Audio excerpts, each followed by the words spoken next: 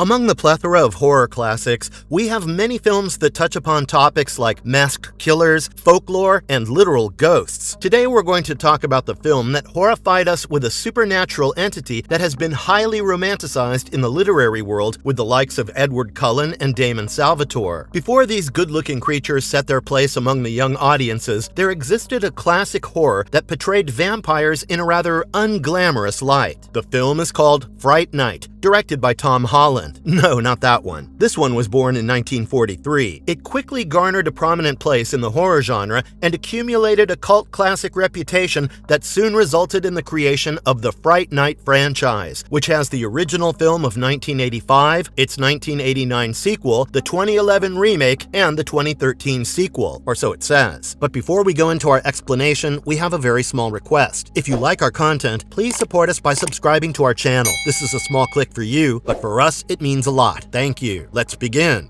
Fright Night, 1985. First off is the original film that set the stage for all the upcoming ones. This follows a 17-year-old boy named Charlie Brewster, who is an avid watcher of a horror TV show called Fright Night, where the host, Peter Vincent, hunts down vampires. One evening, Charlie notices some men carrying a coffin into the basement of the house next door and finds out that a new neighbor named Jerry Dandridge has moved into that house. At the same time, the news has been spreading of a mutilated body being found in the town. The next day, a woman approaches Charlie asking for an address, and Charlie directs her towards the neighbor's house. The same night, Charlie hears a woman's scream coming from the neighbor's house before the lights go out. The next day at school, he watches the news of another mutilated body being found, and it looks like the one who approached him last evening. Now, feeling suspicious of his new neighbor, he goes to their yard and tries to sneak into the basement where he saw them put the coffin. But a man named Billy interrupts and scares him away. Billy seems like a caretaker of the house, as he is seen painting the windows black and running errands. Charlie stays up at night, keeping a lookout on the house next door,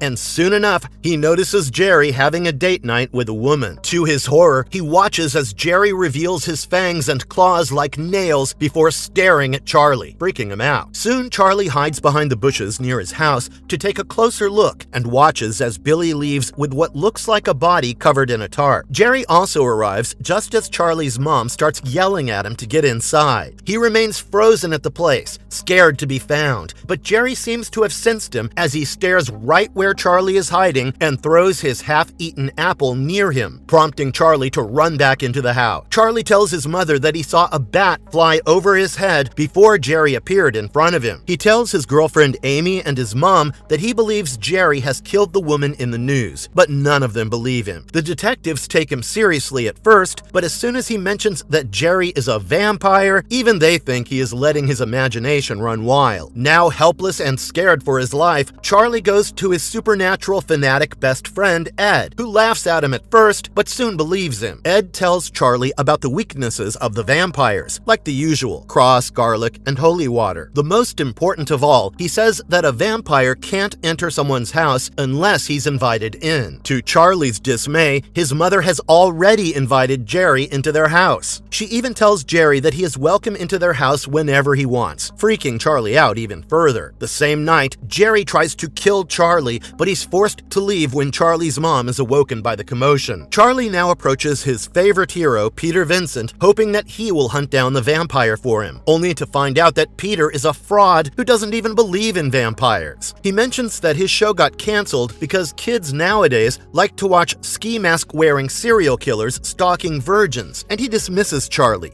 believing him to be an obsessive fan. Scared for Charlie's well-being, Amy and Ed hire Peter to disprove Charlie's claims and show him that Jerry is not a vampire. But while proving this, Peter finds out that Charlie is actually right about Jerry when he notices that Jerry has no reflection in the mirror. Jerry also finds out about Peter's discovery after seeing the shattered mirror on his floor. He then tracks down Ed and turns him into a vampire. Now that Jerry is Ed's master, he orders him to chase Peter into his house and kill him. But Peter is able to ward Ed off by boring a crucifix on his forehead, making him run away. Meanwhile, Jerry chases Amy and Charlie into a nightclub, where he hypnotizes hypnotizes Amy and takes her away right in front of Charlie's eyes. He takes her to his house and reveals that she resembles his lost lover before seducing and biting her. Charlie again seeks Peter's help as the last resort, who's scared for his life but reluctantly joins him to rescue Amy. They arrive at Jerry's house, where Peter tries to ward off Jerry using a crucifix, but it doesn't work on him. Jerry only gets repelled by Charlie's crucifix, as one needs to have faith in its spiritual powers for it to work on an ancient vampire like Jerry. Billy interrupts the duo by throwing Charlie off the railing and forcing Peter to flee to Charlie's house, where the phone line has been cut and Ed is already waiting for him. Weirdly, Ed turns into a wolf and attacks Peter before getting impaled by a wooden banister piece. He slowly turns into his human form, and Peter sadly watches him die. At Jerry's house, Charlie finds out that Amy is already transforming into a vampire, and Peter arrives with a solution. They may be able to save her by killing the master OG vampire before dawn. Billy, who seemed to be a human as he would walk around in broad daylight, tries to stop them, and Peter attempts to kill him using a gun. They find out that Billy is also a supernatural being. He survives several gun attacks until finally being killed with a wooden stick to the heart. This melts him into sand as a gooey substance oozes from his body. Jerry soon instructs Amy to kill Peter and Charlie, but the two manage to scare her with a crucifix. As the sun begins to rise, Jerry is exposed to the sunlight, making him turn into a bat and attacking the duo before fleeing into his coffin. Amy arrives in the basement, trying to manipulate Charlie, and turns into a monster. Peter tries to kill Jerry with wood to the heart but misses, and Jerry accidentally ends up throwing the wood at the window, giving way to the sunlight to pour in. The duo begins crashing more windows, and Jerry finally turns into his true form before being engulfed in the fire. Amy has now healed, and everything goes back to normal, with Peter also getting his show back on TV, now based on alien invaders. As Charlie and Amy embrace in bed, red glowing eyes are seen through Charlie's window, followed by Ed's laughter.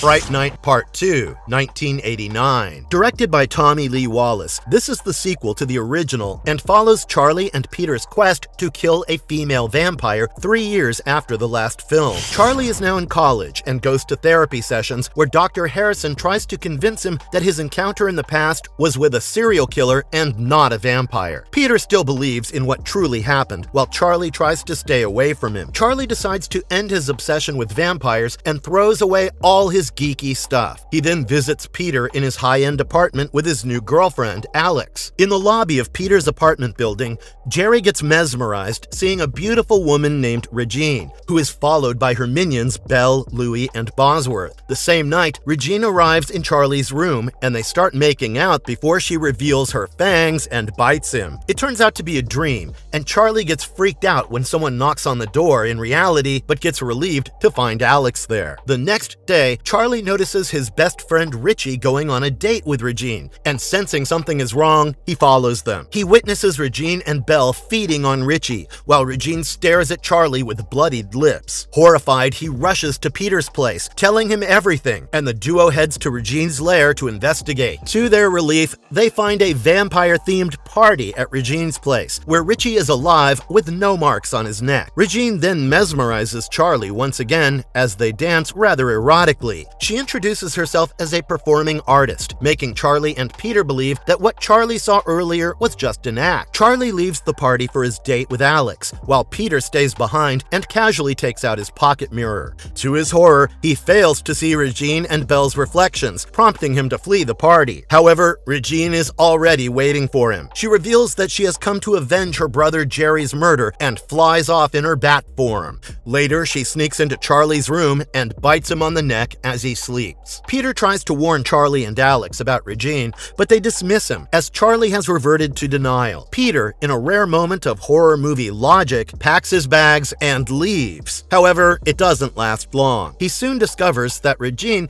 has replaced him as the host of the Fright Night show, and in a fit of rage, he storms the set upset and attacks her in front of everyone. He's arrested and sent to a facility after claiming he has to kill the vampire. So much for making sense. All the while, Charlie begins to notice vampiric symptoms, such as developing allergies to garlic and sunlight. He also hears the news of Richie's body being found and realizes that Peter was right. But Peter is already gone, so Charlie meets Alex in the school library, where Louis stalks them and reveals his true nature. Alex stuffs wild roses into Louis's mouth, driving him crazy and forcing him to flee, revealing yet another vampire allergy. The couple is arrested by campus officers and separated, as Dr. Harrison bails out Alex while Charlie is taken away by Regine. Alex goes to the facility to free Peter with Dr. Harrison's help, only to discover that the doctor is also a vampire. He attempts to bite her, but Alex kills him and assumes his identity to release Peter. They head to Regine's lair and rescue Charlie by killing the now undead Richie and Louis, but Belle and Bosworth capture them.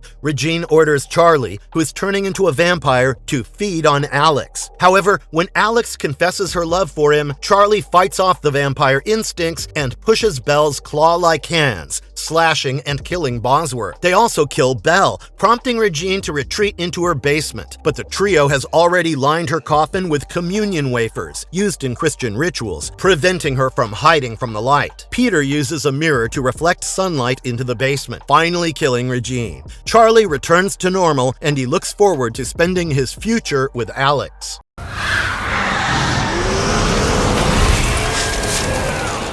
Fright Night 2011. More than 2 decades later, Craig Gillespie directed a remake of the original Fright Night film, which follows the essence of the original plotline, with Colin Farrell playing the role of the vampire next door. The film begins with the vampire, Jerry, killing an entire family, including a teenager named Adam, who's a friend of our protagonist, Charlie Brewster. Charlie's mom, Jane, finds it odd that their new neighbor keeps cement blocks in front of his house. At school, Charlie's childhood friend, Ed, informs him about their other friend, Adam, being missing and asks him to join him at Adam's house. However, since Charlie now hangs out with the cool kids and has a girlfriend named Alex, he distances himself from nerds like Ed. Back home, Charlie finds Jane talking to the new neighbor, who introduces himself as Jerry Dandridge. That evening, Charlie receives a text from Ed, blackmailing him into going to Adam's house, or else he will reveal their childhood secrets to the cool kids. Reluctantly, Charlie joins Ed at Adam's house, which turns out to be empty. Ed claims that he has been spying on Charlie's new neighbor with Adam, and they have concluded that Jerry is a vampire. Jerry keeps his windows blacked out, which seems suspicious. Ed also warns Charlie never to invite Jerry into his house. Charlie, of course, doesn't believe him and grows frustrated when Ed brings up how much Charlie has changed. This leads to a fight, and Charlie breaks off their friendship. While Ed is on his way home, he is bullied by the cool kids and escapes into an abandoned house, where his misfortune continues as Jerry shows up. Ed tries to ward off Jerry with a cross, but Jerry reveals that he knows Ed and Adam have been spying on him, before showing his fangs and biting Ed. The next day at school, Charlie notices Ed's absence and goes to his house, but Ed isn't home. Charlie searches Ed's room and finds footage from Ed and Adam's investigation, where Jerry's car door opens and closes on its own. This makes Charlie start to believe Ed's claims that Jerry is a vampire. Charlie breaks into Jerry's house and finds a secret room in his closet, leading him to a place where his neighbor, Doris, is trapped. He hides when he hears Jerry approaching and witnesses him feed on Doris before leaving. Charlie manages to help Doris escape, but Jerry senses them and smiles sinisterly. As soon as Doris reaches the sunlight, she erupts into dust, leaving nothing behind. This deeply disturbs Charlie, and he becomes determined to bring Jerry down. He urges his mom to stay away from Jerry and never invite him in, before setting off to find Peter Vincent, a magician who is supposedly an expert on folklore and the supernatural, as Ed had mentioned in his research. Charlie's hope is shattered when he discovers that Vincent is a fraud, who promptly kicks him out. Meanwhile, Jerry attacks the cool kids from Charlie's school. Back home, Charlie is with Jane and Amy when Jerry knocks on their door, accusing Charlie of breaking into his house. For once in a horror film, the mother believes her son and refuses to let Jerry in. Undeterred, Jerry digs up the pipelines in their front yard and sets their house ablaze, forcing the trio to escape in their car. A chase ensues, which makes Jane believe her son even more as Jerry shows off his supernatural powers. Another vehicle arrives on the scene, giving us a cameo of Chris Sarandon, who played Jerry in the original film. However, in this version, he plays an ordinary man who is swiftly killed by Jerry. Charlie tries to ward off Jerry with a cross, but it doesn't work, so Jane impales Jerry with a road sign, allowing the trio to escape in another vehicle. Due to the crash, Jane is admitted to the hospital, where Charlie receives a call from Peter, who has done further research. Peter reveals that Jerry is an ancient vampire from the Mediterranean who would keep his victims alive for days to feed on them before turning them into vampires as well. This makes it nearly impossible for Charlie to kill him. Just then, Peter receives a delivery, but it turns out to be Ed, who has now transformed into a vampire. Peter hides in a room while Charlie and Amy fight Ed and Jerry,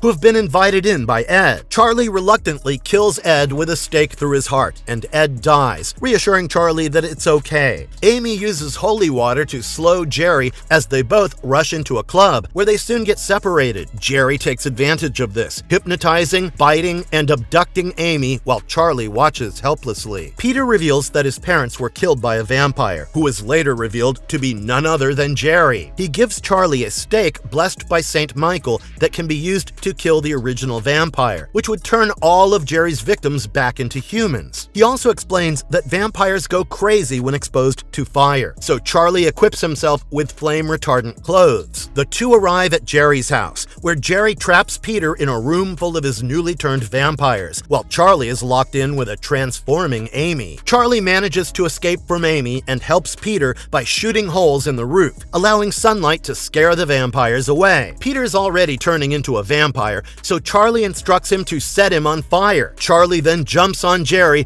causing him to go crazy and reveal his true form, while Peter continues to shoot holes in the roof. Charlie finally kills Jerry with the blessed stake, turning everyone back into humans, including the cool kids. Both the original and the remake share several similarities, but what about the small differences? Do they make one better than the other? Both films featured remarkable actors, with both Jerry's and Ed's perfectly portraying their evilness, while both Charlies displayed the same level of innocence and courage. One of the best aspects of the 2011 version was that Charlie's mother believes him and tries to save him, whereas the original had him seeking help elsewhere. The original film featured Billy, who assisted Jerry with his schemes, while the remake portrayed Jerry as a lone wolf who needed no one. The original Jerry was also discreet about his identity, staying in the shadows and avoiding attention, but the 2011 Jerry had no qualms about revealing his true self to Charlie's mom or recklessly killing a man on the highway. The original Jerry also had strong motives for turning Amy into a vampire, as she resembled his lover. In contrast, the 2011 Jerry is portrayed as more of a sadist, hurting Amy simply to torment Charlie, which does take away some depth from his character.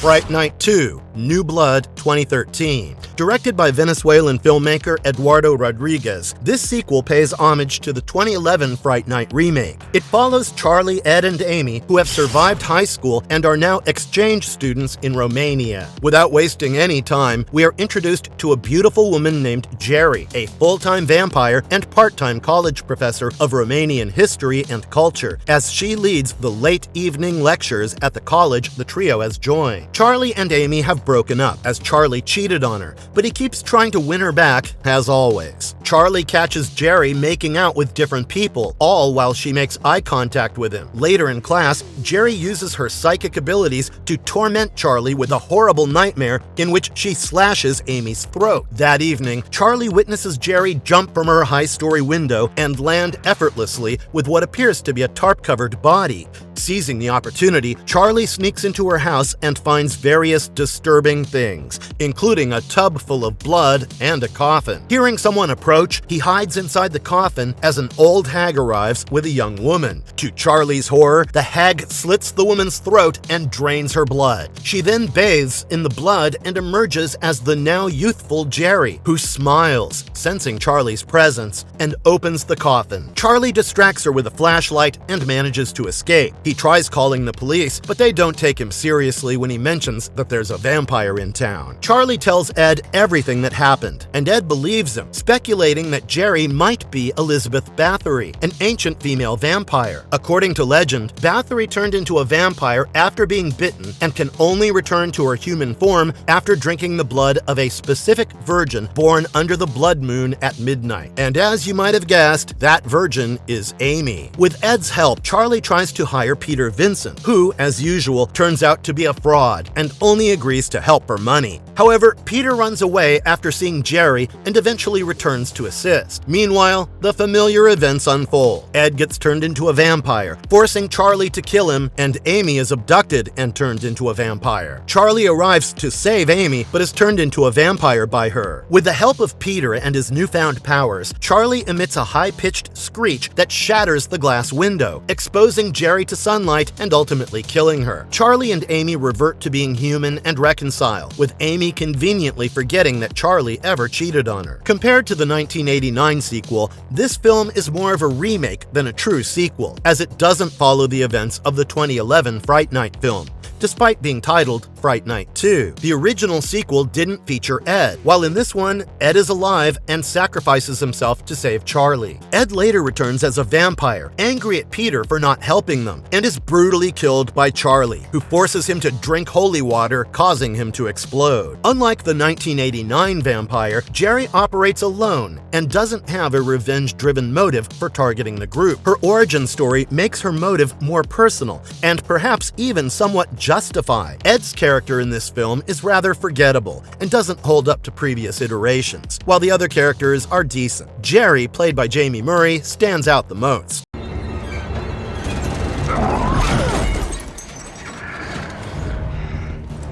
Marvelous verdict. That was the end of the Fright Night film franchise. In 2020, Tom Holland mentioned that a sequel to the 1985 Fright Night, which dismisses the events of the 1989 sequel, is in the works. It would be called Fright Night Resurrection and would feature all the original characters, including Billy. What are your thoughts on this? Let us know which one of these vampires has haunted your dreams, and don't forget to share your opinions in the comment section below.